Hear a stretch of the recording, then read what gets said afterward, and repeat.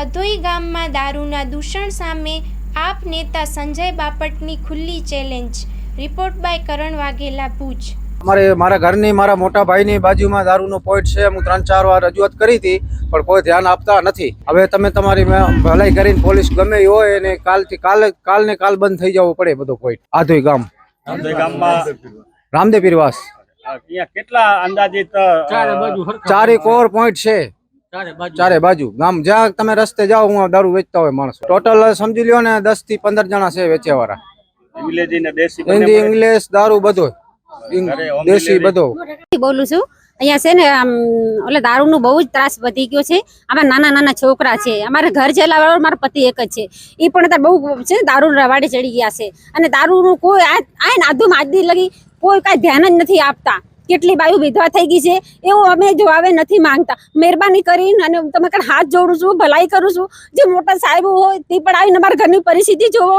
નથી છોકરાને ભણાવી શકતા, નથી અમારું કાંઈ ઘર ગુજાર અમે ચલાવી શકતા અને દારૂ બંધ કરો મહેરબાની કરીને।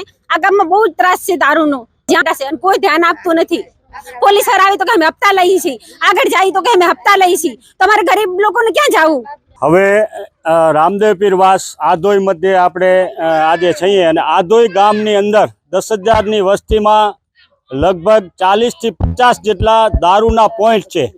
હાલ ઓનલાઈન દારૂ મળે છે એવી વાત થઈ કે તમે ફોન કરો એટલે તમને દારૂ ઘરે મળી જાય। હોમ ડિલિવરી થઈ રહી છે। એટલે આજે આમ આદમી પાર્ટી હું પ્રદેશ સંગઠન મંત્રી તરીકે સંજય બાપટ જ્યારે ગામની મુલાકાતે હતો ત્યારે સૌપ્રથમ દારૂનો એક પ્રશ્ન ખૂબ મોટા પ્રમાણમાં આવ્યો। કંઈક કેવો વાસ કહેવાય આપણે ના આ રામદેવ પીરવાસની તો અંદર અમે ઊભા છે।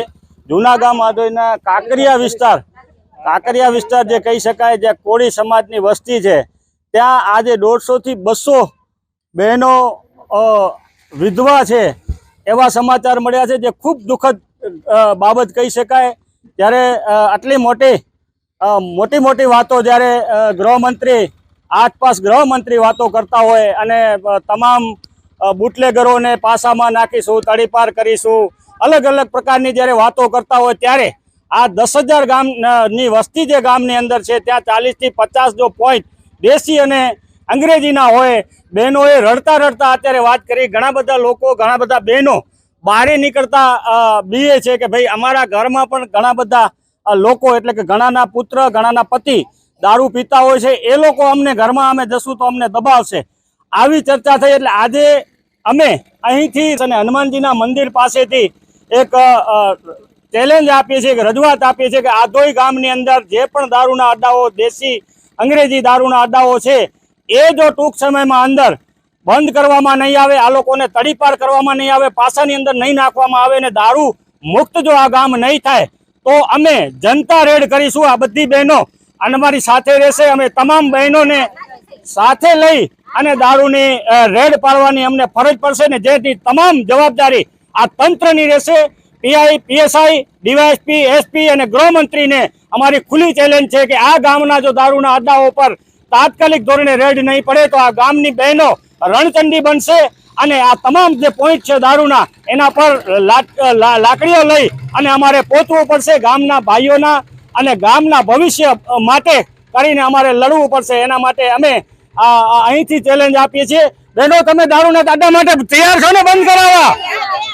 આ એકી અવાજે ગામની જે 10,000ની વસ્તી છે એમાંથી રામદેવ પીરવાસની બહેનોની આ ગુંજ છે, કાંકરિયા જે વાસ છે ત્યાંની બહેનોની પણ ગુંજ અને આધોઈના તમામ ખૂણે ઘરેથી બહેનોની ગુંજ હવે ઉઠવાની છે, નીકળવાની છે અને અમે ફરી પાછી ચેલેન્જ આપીએ છીએ કે ટૂંક સમયમાં જો દારૂના અડ્ડાઓ આધોઈ ગામની અંદર, રાપર તાલુકાના, ભચાઉ તાલુકાના જે પણ ગામો છે, ગામોની અંદર જો બંધ કરવામાં નહીં આવે તો અમે પોતે રેડ કરીશું અને જનતા રેડ થશે, જેની જવાબદારી તંત્રની રહેશે। આ ખુલ્લી ચેલેન્જ છે એટલે આજથી જ નક્કી કરી લે પોલીસ તંત્ર, વહીવટી તંત્ર અને તાત્કાલિક ધોરણે આધોઈ ગામના અને આસપાસના જે પણ ગામો છે, ગામોની તમામ દારૂની જે પોઈન્ટો છે, હોમ ડિલિવરી થાય છે, તમામ બંધ કરવામાં આવે અને આ દારૂના દૂષણથી આ ગામોને મુક્ત કરવામાં આવે અને સારામાં સારું શિક્ષણ, રોજગાર અને આરોગ્ય આપવામાં આવે એવી અમારી આપના માધ્યમથી સરકારશ્રીને અહીંથી ખુલ્લી ચેલેન્જ છે। માં motor driving safe and sure driving. Driving એ શોખ સાથે આપની મોટી જવાબદારી પણ છે. અમારા ઇન્સ્ટ્રક્ટર દ્વારા સચોટ અને સરળ માર્ગદર્શન. આપની રોજની તાલીમની માહિતી મેળવીને શું અધુરાશ છે એના ઉપર પૂરું ફોકસ કરાય છે.